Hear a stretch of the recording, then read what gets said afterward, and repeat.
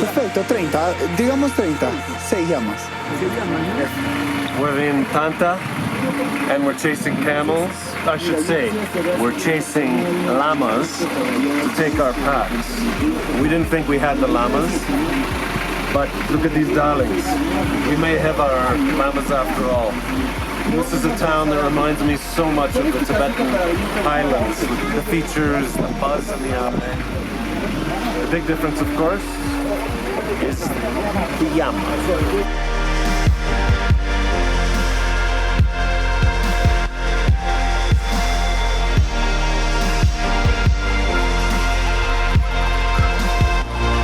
We are on the Qhapaq in the Tanta highlands northeast of Lima. Within sight are the famed 1,000 steps that are part of the Inca road here, and I'm told were built to pay homage to Mount Qhapaq, an important deity to the ancient people who occupied these lands. Massive llama caravans, much larger than our group of 14, transported goods, food, coca leaves, textiles, from the coast to the highlands and right across the very land we're trekking upon. Yeah, we stay here for 2 hours, yeah? Jeff, a little bit tired. Is what? Bit tired? A little bit tired. No, I'm very, very relaxed. He's getting old, so that's why he's tired.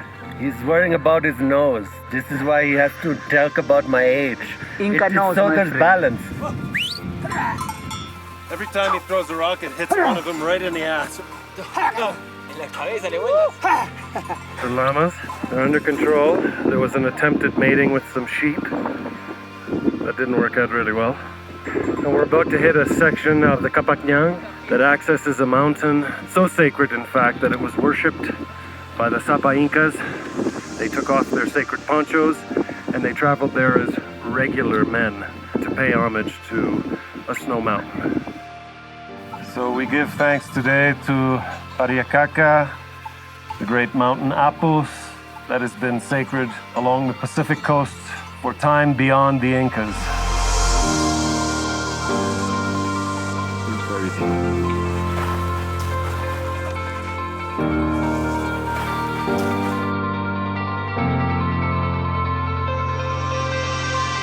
It goes back to my Hungarian grandmother, who did everything with such fire and drive and energy and light. Her words led me 20 years ago to leave a big city and find a life basically in the mountains, seeking good tea, good tales of the mountains, and the people that still honor them.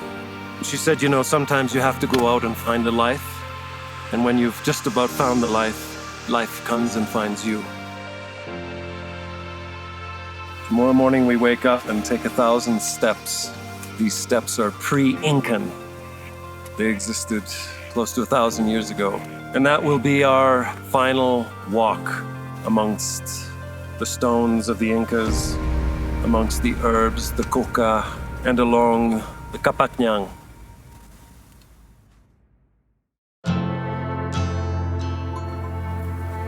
Got the bells, boo-boo.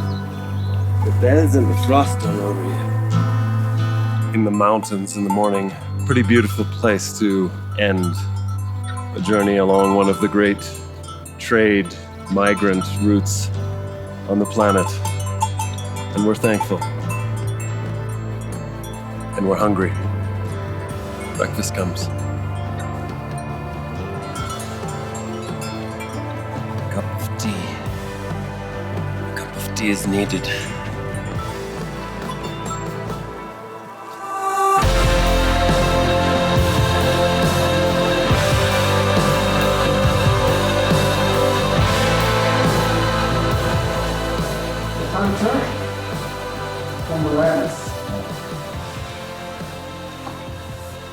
Oh, yeah. Did you notice the hunter? No, I didn't see the hunter. Yeah, first. he's on the top.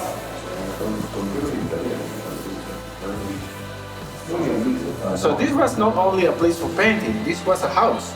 So you see in the bottom, there are many bones. You see skulls, bones. The skulls? Yeah. Like bones of people? Yeah, did you bring coca leaves? Yes, I have coca. Yeah. I always have my coca. So every time that they want to pray for rain, they offer to the apples, they offer to the Pachamama the coconut leaves. I leave you alone to make your offerings. Thank you, Bruno. Welcome. Ancient expressions, like cave paintings, can be found all around the world. And like the ones I've seen along the Great Inca Road in Peru, remind us of our all too common ancestry and of how long humans have tried to make sense of this planet we call home.